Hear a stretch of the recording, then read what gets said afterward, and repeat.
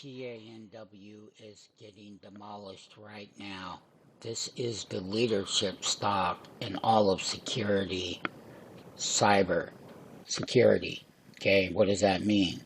Security software. And we're up here at 267. It's had a tremendous rally over the last 3 months. It hit a low of 227. Learn how to buy the dips on the leadership stocks. The earnings did not come in favorable.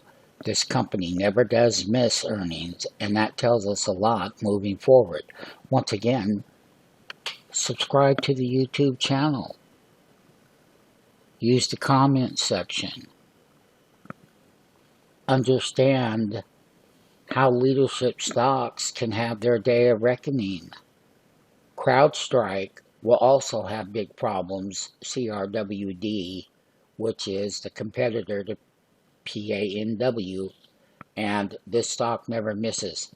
But once again, we had put options to protect our gains, so that trade right now we feel really good about how to protect capital versus making money. And once again, big drop, $31 on PANW. Sign up for the free 5-day trial. Don't hesitate, don't wait.